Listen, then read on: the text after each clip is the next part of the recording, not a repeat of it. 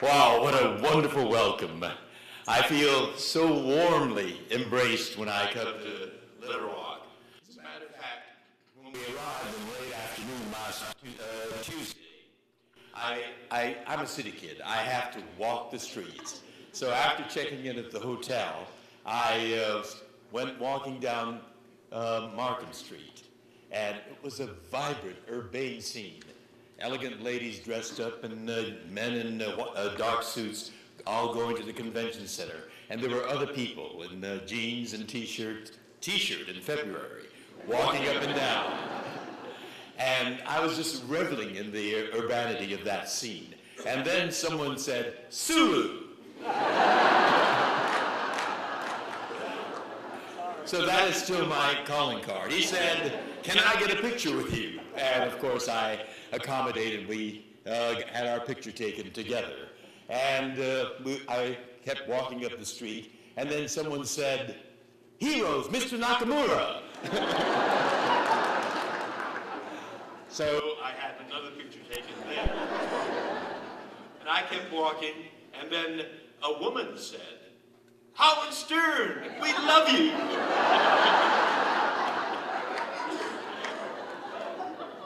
I really feel welcome in this city. No one said George Takei. And I kept walking, and then up to the end of Markham Street, and I saw the Clinton Library. And I said, I'm going to save that treat for Thursday when I'm going to get a tour there. So I turned around and started walking back. And I saw a couple approaching me, and the guy was staring at me quizzically. And I passed him, and then I heard him say to his girlfriend, "Did I see what I thought I saw?" He said, "What'd you see?" He says, that Hollywood guy." And she said, "Don't be silly, this is Little Rock." And I smiled to myself, and I kept on walking. So I'm known as Sulu, or Hero's father, Mr. Nakamura, or the guy from Howard Stern, or that Hollywood guy, but not George Takei. But I know that I'm recognized, and I feel very comfortable and welcome here. And I say to myself, yeah, there is a part of me here. And I want to thank Skip for the invitation to speak here tonight as a guest of the Clinton School of Public Works, Public Service.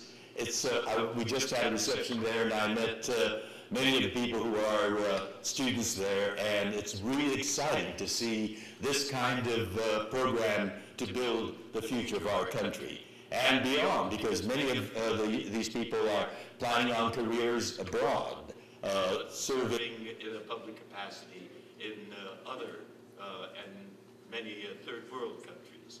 And I'd like to thank Christina for the wonderful introduction, and most certainly for the invitation to participate with the Arkansas Symphony Orchestra this weekend.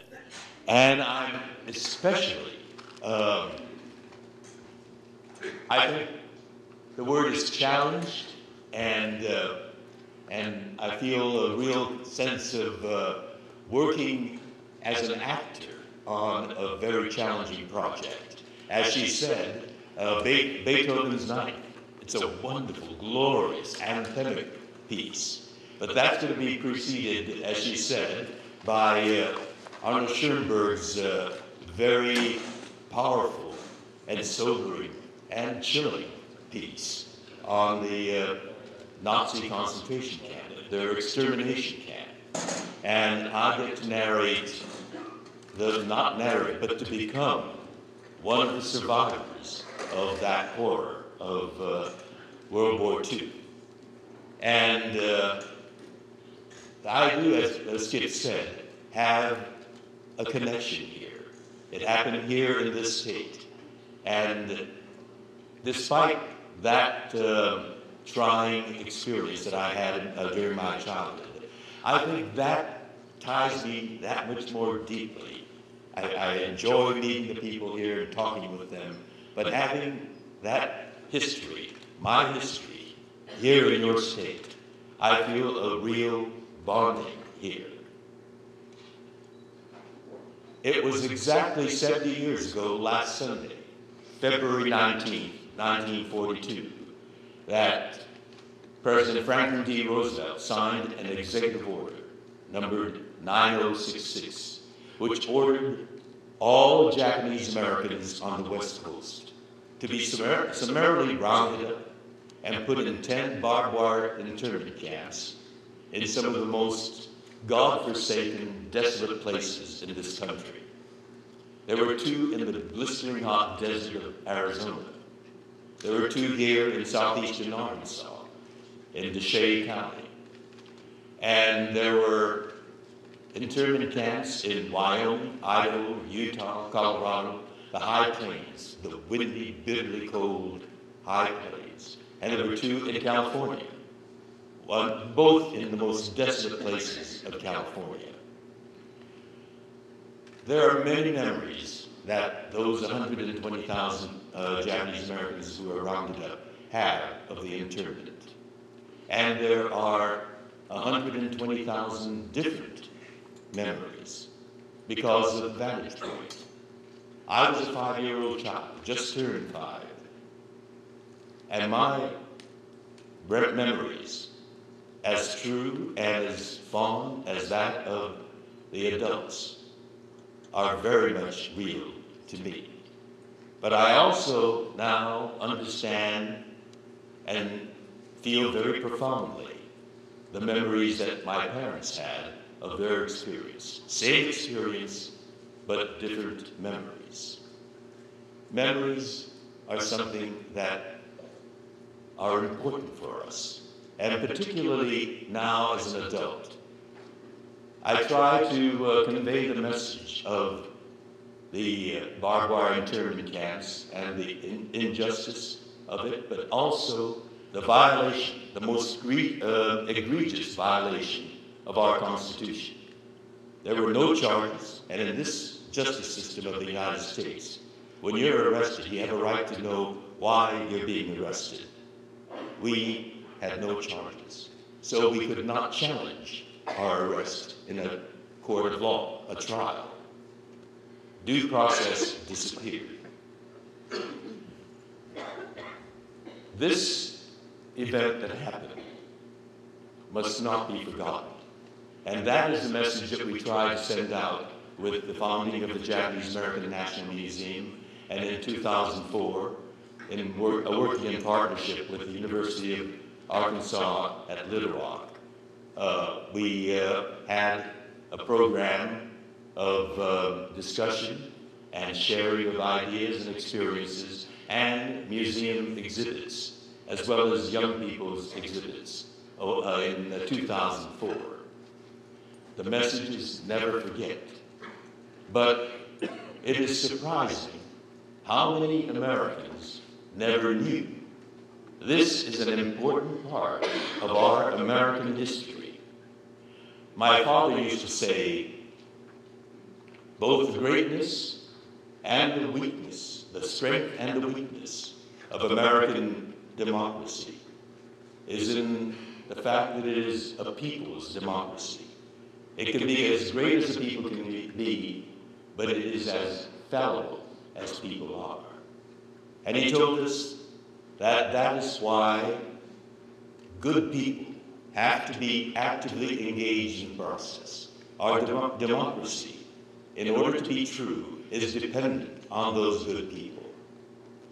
And we've got to hold democracy's feet to the fire to make it a better and truer democracy. And when Americans don't know of those dark chapters, when our democracy faltered, our democracy becomes that much less true. I have memories. The first memory related to the internment was when I was waking up early in the morning. My parents dressed my brother, my sister, and me very quickly. And I was in the front living room looking out the front window when I saw two soldiers with bayoneted rifles come marching up our driveway, stomp up the front porch, and bang on the front door. It was scary. My father answered the door, and our family was ordered out. I remember seeing tears rolling down my mother's cheek. We were taken from our home. The camps weren't built yet because it was so immediate. We were taken to what they called an assembly center, and ours happened to be at a nearby racetrack, Santa Anita Racetrack. We arrived there, and we were escorted to the horse stables, and we were told that that was where we were going to sleep. For my parents, going from a two-bedroom house on Garnet Street in Los Angeles, and told to take their 3 children and sleep in this smelly horse stall, the stench of horses still very strong, was the most degrading, most humiliating experience that they ever had. For me, it was kind of fun to sleep where the horses sleep. And I had fun memories. I could smell the horses. And I breathed very deeply in our stall. After a few months there, the construction of the camps were finished, and we were put on trains with armed guards at both ends. I mean, the use of our military with armed guards to guard innocent American citizens was, first of all, an outrage, but secondly, a waste of our manpower. They belonged on the front lines, not guarding us. We were taken on those trains across the desert of the Southwest, 2/3 of the way across the country, to southeastern Arkansas. My parents, to prepare us for this long trek to Arkansas, told us that we were going on a long vacation to a place called Arkansas. I had never heard of Arkansas. To me, it sounded exotic. If they told me we were going to Jakarta, it could have been the same thing. And so I was excited about going to this fun place called Arkansas for our long vacation. And I always wondered at that time why so many people were so sad, some looking very stoic, others crying, or sick people that joined us. There was an old lady that kept hacking and hacking, and I thought, she's sick. She shouldn't be going on our vacation with us. A different vantage point from what my parents were experiencing. My father lost everything, his business, our home, and our freedom. He was very stoic. My mother, on the other hand, busied herself with assuring us that we were all right, that it was going to be fun. She had a great big duffel bag full of Cracker Jack boxes, animal cookie boxes, storybooks for Daddy to read to us. And so she was constantly hovering over us. But I know that anxiety and the fear of the unknown was very much with her. The train rolled in to a place, well, before we arrived, the guards suddenly started announcing, "Roar! Roar!" And I thought, they're soldiers. Why are they acting like lions? Why are they roaring and continuously shouting, "Roar, roar"? And then, as the train slowed and rolled in, we saw the barbed wire fences right alongside the railroad track. And the bars sparkled in the sun. And I thought, it was kind of pretty. They were like shiny little gems on the wire. But to my parents, it was the very real realization that we were prisoners in this sharp, barbed wire prison camp.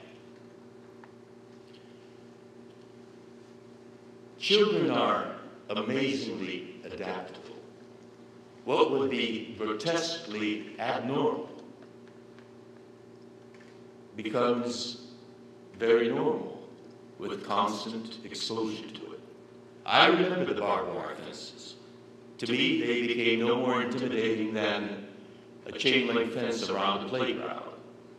I remember the guard towers with armed guards and machine guns pointed at us. They were part of the landscape. I remember when I made the night runs to the latrine, searchlights followed me. And I thought it was nice because I could see where I was running to. So, two different perspectives on the same experience. To me, lining up 3 times a day to eat what they called lousy food, and all the adults were always complaining about the food, in a noisy mess hall became normal. It became normal for me to go with my father to bathe in a mass shower with other men. It became normal for me to go to school every day in a black tar paper barrack. And there they taught us the Pledge of Allegiance to the flag. I could see the barbed wire fence and the sentry tower right outside my schoolhouse window. Our block was right next to the barbed wire fences. As I recited the words, with liberty and justice for all. Irony that I didn't understand, but what I still remember today. And I'm sure for my parents it must have been stinging when I came home to announce that I learned the Pledge of Allegiance to the flag. And I was a show-off kid. I was always demonstrating what I learned in school. I learned Twinkle, Twinkle, Little Star. Would you like me to do it for you? I'm an adult now, or when I became a teenager, I started learning about American history and the glorious chapters. I read the civics books, and I thought, something strange. We grew up behind barbed wire fences, and what I read in the books isn't right. And so I did more readings, but I also engaged my father in conversations. I was an idealistic young teenager, and there is no one more arrogant than an idealistic teenager. I challenged Daddy. Why did you go, Daddy? I wouldn't have gone. That's against our Constitution. Why? And one challenge that I put to him that I still regret to this day, I said, Daddy, you led us like sheep to slaughter. My father always engaged me in conversation, but when I said that, he was silent for a long time. And then he said, maybe you're right. And he got up and went into his bedroom and he closed the door. And that's when I realized that I had hurt him. He was hurt when the internment happened. But this arrogant teenager, a decade later, was hurting him again. And I felt like apologizing. But I didn't. The next morning, it was too much time had passed. I didn't apologize. And before long, I couldn't ever apologize. That is a regret that I'm going to have to live with for the rest of my life. But he did engage me in a lot of conversation, and we talked about the internment. And I remember how he summarized it for me, and that's what I just quoted to you. Both the strength and the weakness of American democracy is in the fact that it's a people's democracy, as great as the people can be, and as fallible as people are.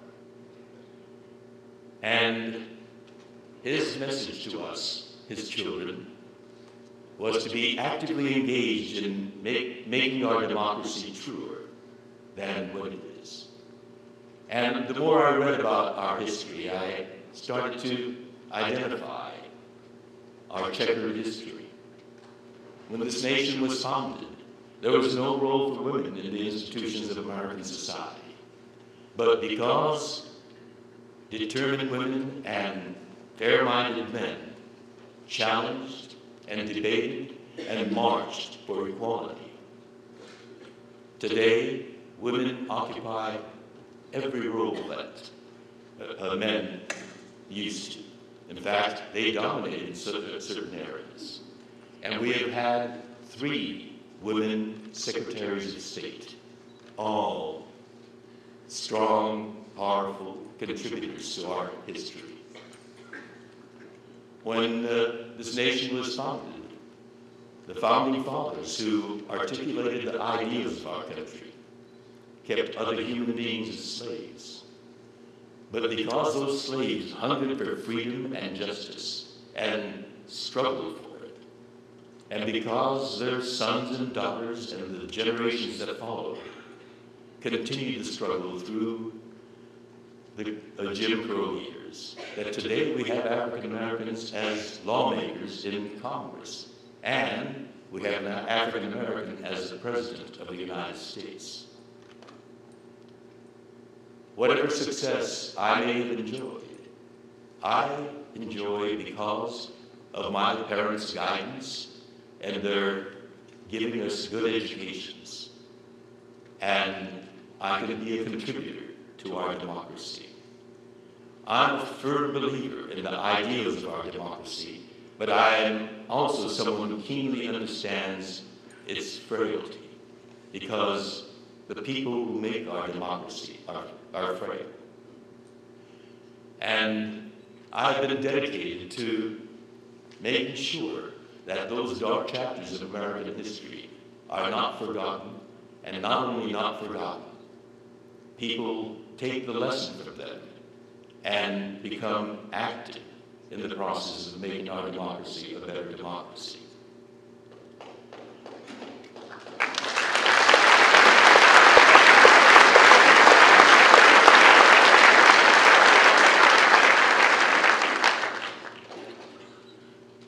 We are at this point in our history. We have made undreamed of advances, but we are still fallible people. Just 3 months ago, our president today, President Obama, signed the National Defense Authorization Act. We need to fund our military. But in that act, there is language that allows for, now the word is detention of anyone for any length of time without charge or trial by the president. We have had another horrific calamity happen in 2001, 9/11. Now the word is terrorists. When Pearl Harbor was bombed, we were incarcerated because our only crime was looking like the people who bombed Pearl Harbor. We have in America Arab Americans who happen to look like terrorists. And the fact is that many leaders of the Arab American community were suddenly skirted away without their families knowing where they were being taken, why they were being taken, and when they would be released. The family was paralyzed with anxiety. And then a few months later, with no explanation, the man was released. It still can happen in our country. President Obama, when he signed that bill, stated that he will not use that clause. And I'm sure he will not. He's a good man. President Roosevelt was a good man who did a lot of good things. And yet he signed and activated that power that he had. And we don't know what president might follow President Obama. We have that kind of threat still in our country. As I thought I was living a normal life behind those very real barbed wire fences, there is another group of Americans today who are incarcerated behind another kind of barbed wire fence. These are legalistic barbed wire fences with sharp, hard barbs of discrimination in them. It's normal for people who love each other, who commit to each other, who will care for each other throughout their lives, to be married. It's normal for Americans to serve their country in the military. It's normal for people to be able to have access to employment without discrimination. And yet, there is a group of Americans, solely because of their sexual orientation, who have laws of discrimination against them. To serve in the military, that discriminatory law has been now rescinded.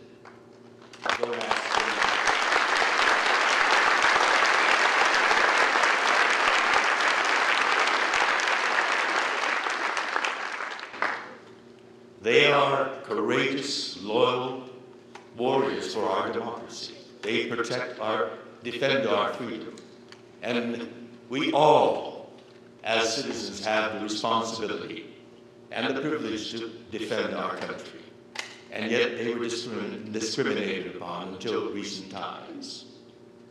There are a few states who have now recognized that marriage equality is the right thing to do. Just last week, the state of Washington, the legislature passed the marriage equality bill, and their governor, Christine Gregoire, signed it. And so that is the law of the state. It became the 7th state to have marriage equality. Maryland's legislature has passed the marriage equality bill, and their governor, O'Malley, has indicated that he will sign it. And so Maryland is going to have marriage equality. We're moving toward a truer democracy. Just last week, the New Jersey legislature passed the marriage equality bill. But their Governor Chris Christie, said that he would veto it, and indeed he did veto it shortly after. This is still America today. We have a long ways to go before we become a genuinely equal democracy. But our history tells us that we have a dynamic democracy, with all of us acting as change agents to make our democracy a better, truer democracy.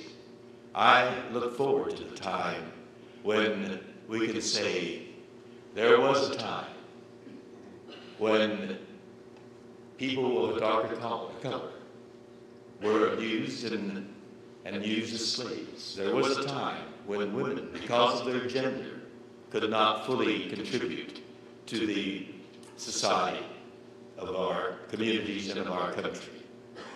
And I look forward to the time that we can say as a nation, there was a time when people whose orientation, sexual orientation, was to their own gender were discriminated against simply because of that. In the same way that American citizens of Japanese ancestry were put into barbed wire prison camps simply because they looked like the people who bombed Pearl Harbor. We are moving forward. Sometimes it's very slow, and other times it is happening with a nice rhythm. We are moving forward, and sometimes there are a few setbacks. But I'm an optimist, and we have come this far in our America. And with all of us acting as change agents, I look forward to the time when equality is enjoyed by all Americans. Thank you very much.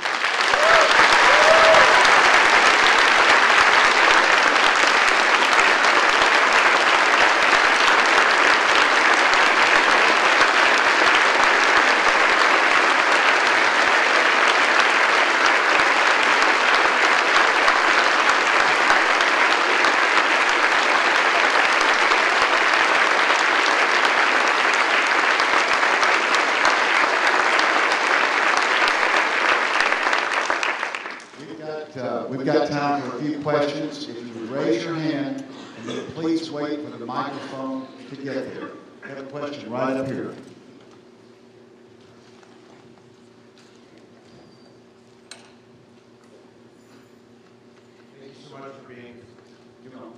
Thank you so much for being here. My name is Spencer Walker. I'm a student at the Clinton School. I got to see you earlier. But my question for you is, what was the transition like going back to California? You're from California. Going back to California from Southeast Arkansas and the internment camps that you were imprisoned in. What was that transition like for you as well as for your family? Well, actually, we excuse me, were in Rohwer for a little over a year, and then we were transferred to another camp in Northern California near the Oregon border. And when the war ended, we went from that camp back to Los Angeles. So there are many people who were from the West Coast who were so embittered about the experience that they didn't want to go back to their hometowns. And so that added to the Japanese-American diaspora in this country. Many moved to the Midwest or to the East Coast. My parents decided to go back where we came from to Los Angeles. But this was right after the war, and we were a hated group. Housing was impossible. Jobs were very difficult to get. And actually, as I said, for us kids, camp became a normality.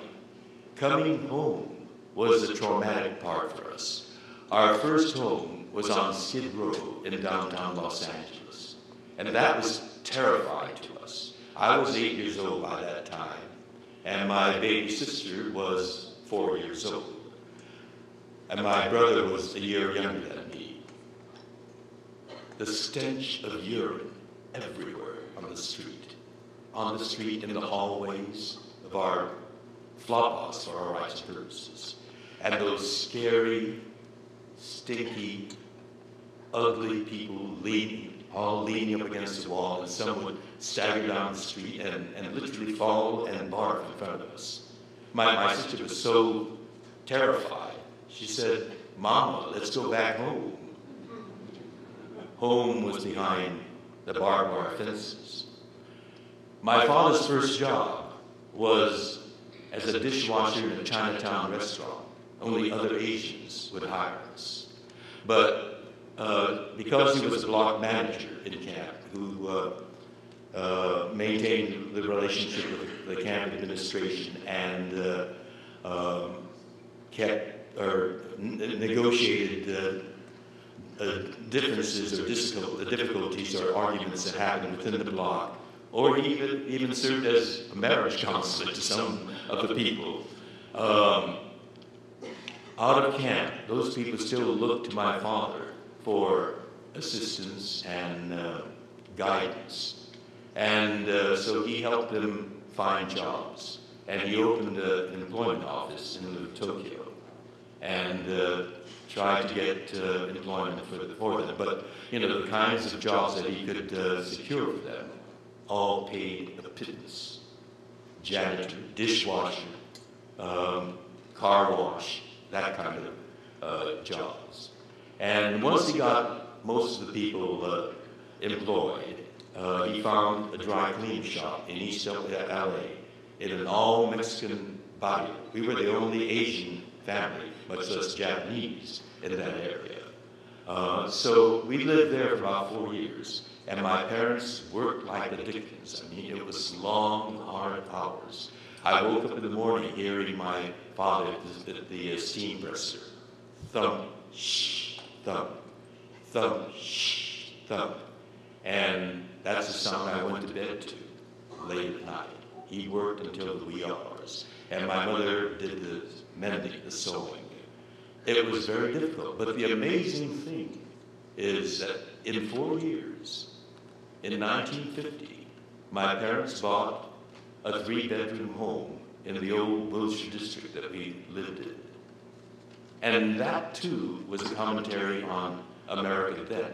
We had a buoyant economy, and opportunities like that for hardworking people to save enough and buy a 3-bedroom house was possible.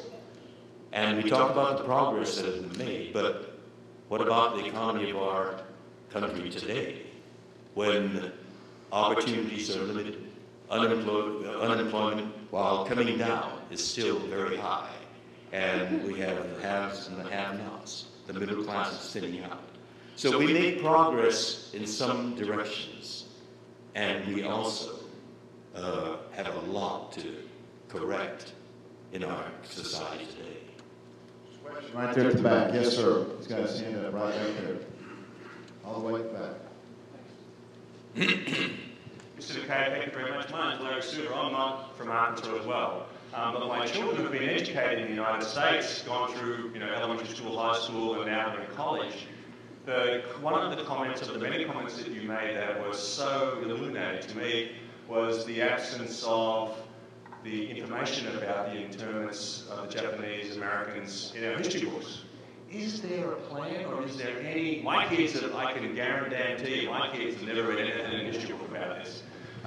Is there any plan or any incentive or any strategy for trying to correct it? Because when the generation of the children that were born in the camps is gone, the memory is lost and history will not record it appropriately. We have to do something about it. So is there anything that anyone can do, or is there anything that anyone's doing about that? There's a lot of work being done to raise the awareness of Americans to that rather unknown and even less understood chapter of American history. We founded the Japanese American National Museum in Los Angeles that tells that story back in 1986. I've been on the board ever since, and I've served as the chairman of the board. And in 2003, we worked in partnership with the University of Arkansas at Little Rock on a program called Life Interrupted. And the museum sent 5 exhibits, and the University of Arkansas at Little Rock created, I think, 3 exhibits on the Arkansas campus. And we opened the exhibits over a span of 1 week here in Little Rock. And then we followed that with a symposium, and we had wound up with a pilgrimage down to Rohwer and to Jerome. From that, we developed a study program, a curriculum, to be taught organically as a part of the curriculum of the schools here in Little Rock. And I must say, the youngsters were inspiring. They made exhibits, and some made videos on that. And it was a very moving thing for us to see the children of Arkansas, whose parents knew nothing of the internment, educating their parents. We have other programs. A group in Seattle, Washington, is making a collection of oral histories of the older Japanese Americans who experienced the pain and the anguish of internment, and preserving their oral history. And there are programs to incorporate into the curriculum of many, many other schools in Colorado, in Seattle, in other major cities. And we have programs to send, because we're a national museum, we send our exhibits all over the country. We've sent an exhibit called America's Concentration Camp to New York. We've sent other exhibits about the heroism of all Japanese American soldiers that fought in the Second World War. In fact, I was planning on incorporating their story, but since you asked me, I'll go into that. When Pearl Harbor was bombed, young Japanese American men and women, like all American men and women, rushed to their recruitment centers to volunteer to serve. The Japanese Americans were slapped in the face. They were refused the right to serve in the military and labeled, categorized as enemy non-alien. It was offensive to be called an enemy just because of the way we look.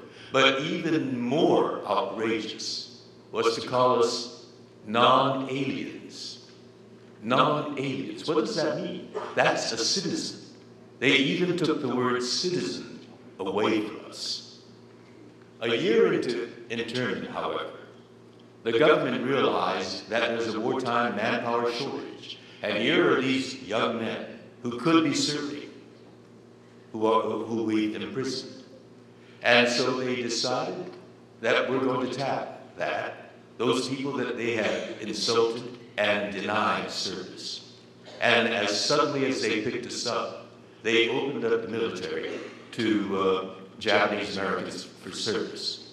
And the astounding thing is thousands of young Japanese American men and women went from behind those barbed wire fences after all that insult and outrage, put on the same uniform as that of the sentries guarding over us, leaving their family and loved ones still in imprisonment to fight for this country.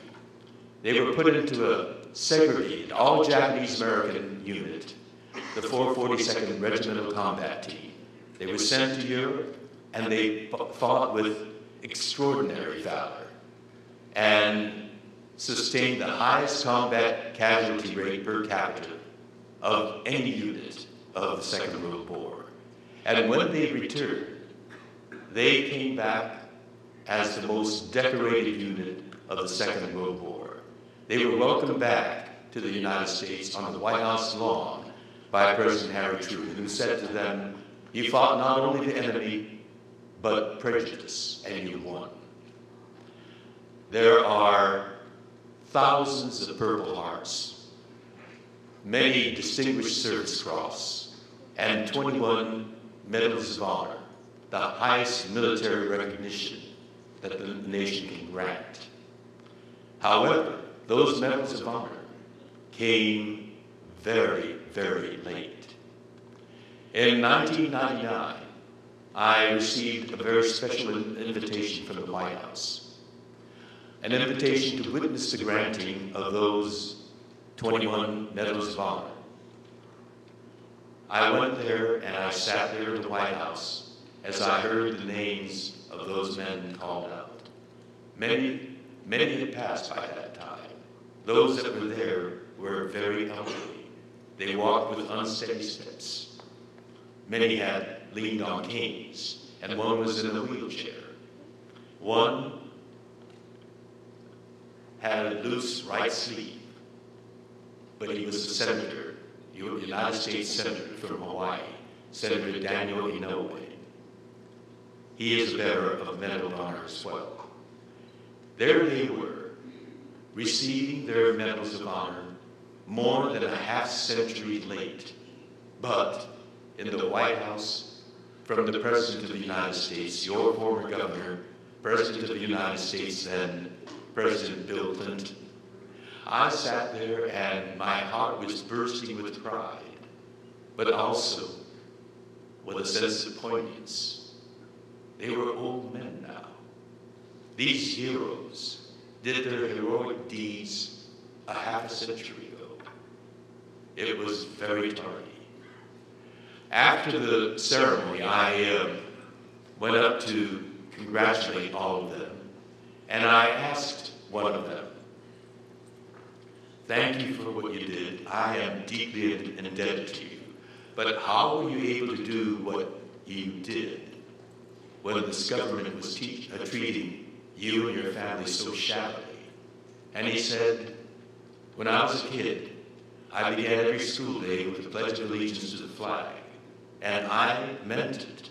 But this government didn't think I was American enough, so by gum, I went out there to show them what kind of American I am. And by gum, he did. I owe a great deal to them. I am who I am today, in large part, because of their incredible daring, their valor, and their patriotism.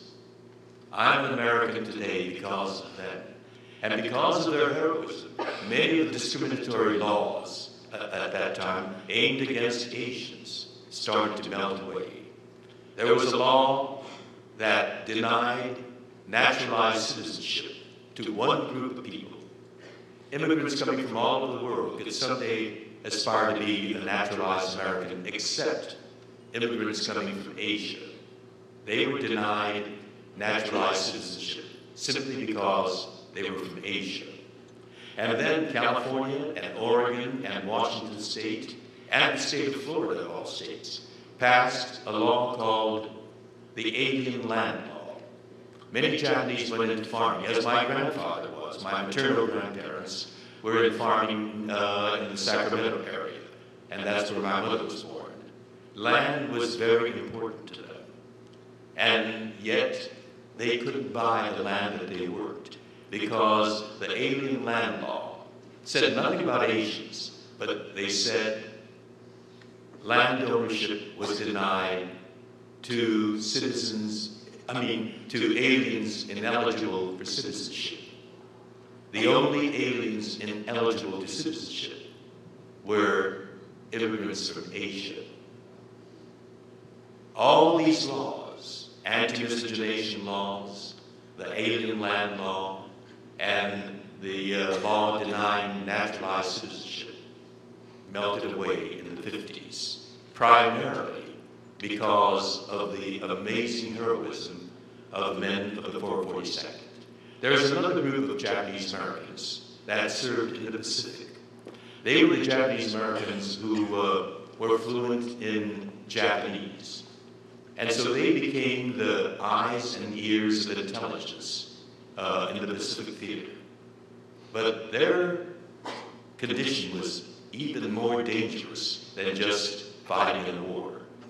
They looked just like the enemies that they were fighting in the Pacific. That term, friendly fire, had a deadly real meaning for them. They translated many, many documents. They interrogated prisoners, and they broke various Japanese codes. And it's thought that the work of the military intelligence people, the Japanese Americans with military intelligence, helped shorten the war and saved tens of thousands of lives. So there is a lot of story to it. I've been trying to compress that, but thank you for asking about what we are doing. And the story, the heroism of the 442nd is still little known. There was a movie made in 1947 called Go for Broke, which was the regimental model of the 442nd. It was made by MGM, and the story was about the Japanese American soldiers and their heroism. But the star of the movie was Van Heflin. Yes, we have a question. The blue shirt right there in the back row.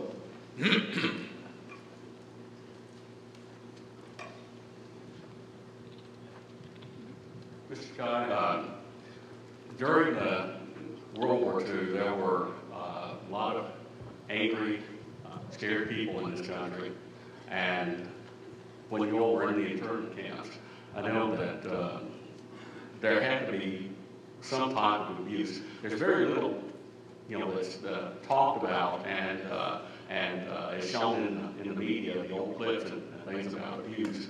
But it's been shown throughout history that people who are angry, frightened, tend to strike out at those that they're frightened and angry of, and especially those who are powerless to stop them.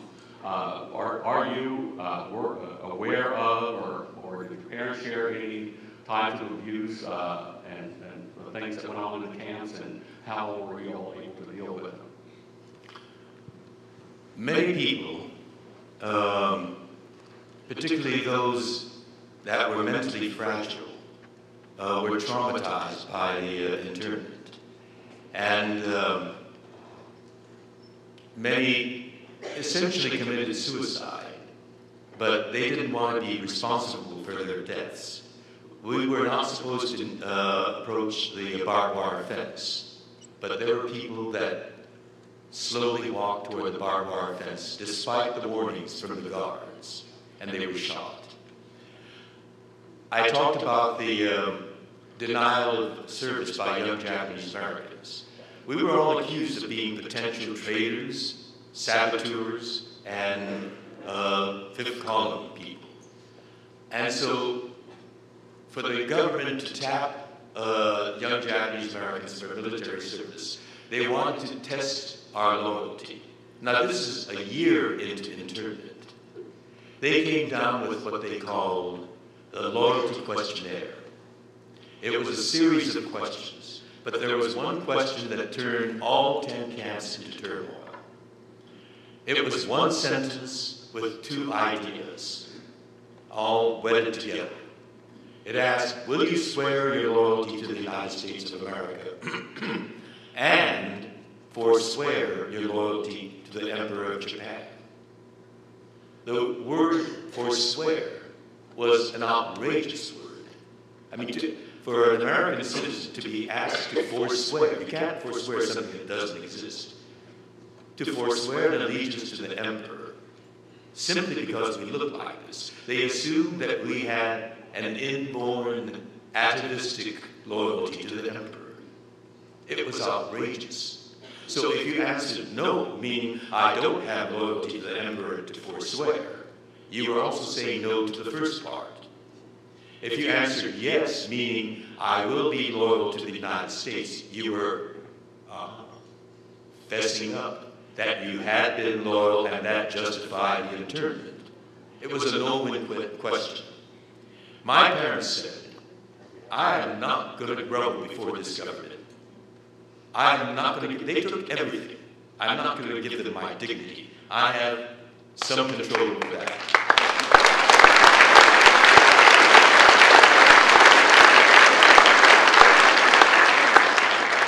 And so they answered no to that question, and they were deemed disloyal. And that's the reason why we had to leave Rohwer. All the people who answered no to that questionnaire were put on a train, and we were transported to that Northern California internment camp. But this was a camp made up of people who were goaded into taking that stand. And many were angry, and many were radicalized by the government. I mean, they were good people until all this happened. The Tulele camp, which is a lovely name, but an ugly place, a dry lake bed with sharp, hard, gritty sand, no vegetation. And for me as a child, you know, I loved the lushness of the swamps. You know, catching pollywogs and playing games, and there were all these puddles to mess around in. We left that to this sere, cold, windy place. The only vegetation of these dry tumbleweeds that rolled around aimlessly on the lake bed. And I remember waking up in that camp every morning, hearing the sounds of the people who were goaded into radicalism, who said, you're going to treat us like enemies? Well, by God, I'll show you what kind of enemies we can be. The flip side of those that went and fought for this country. And they wore these headbands with the rising sun painted on. And they jogged around the block early in the morning. And I woke up hearing their cadence in Japanese. Washoi, washoi, washoi. I woke up every morning to that. And when they finished their jog, they would shout, Banzai! Banzai! Banzai! And the camp administration tried to put a stop to that. And they wanted to catch the ringleaders. And so they would stage these midnight raids and drag people out of their rooms from the barracks. More often than not, they dragged out the wrong people. And so that added to the outrage. And people went to protest to the administration building. And they were seen as troublemakers. And I remember my father took me to one of those demonstrations because one of our neighbors was dragged out. And they built a concrete cell block in the internment camp.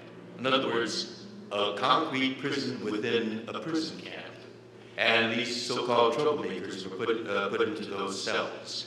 And we went to protest the imprisonment of someone who was innocent, who was dragged out of his barrack.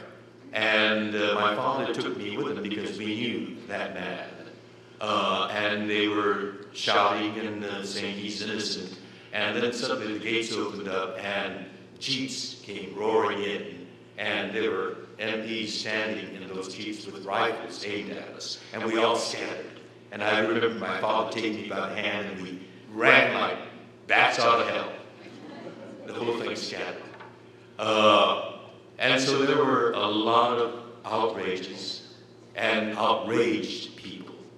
And there were people that were abused in those concrete cell blocks.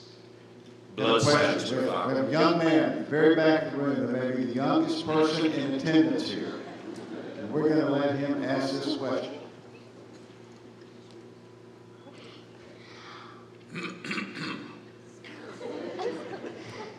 Was it hard to be a Japanese American and get into acting? I'm sorry. Was it hard being a Japanese American and getting in? Raise your hands so we can see you. Where are you? Right there at the back. See back Oh, yes. Was it I hard see. being a Japanese American and getting into acting? Well, you know, acting was my insanity, my passion. As I said, you know, I used to show off to my parents and even more Riverside when they had guests. I would come bouncing in and do Twinkle Twinkle Little Star or Pledge of Allegiance to the flag for them.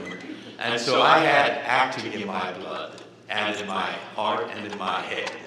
And I started out my college studies as an architecture student because my father convinced me that being an actor is not a good idea. And I was up at Berkeley, University of California, Berkeley, for 2 years, diligently studying to be an architect. But after 2 years, I had thought of myself 10 years from then, and I just couldn't see myself as an architect.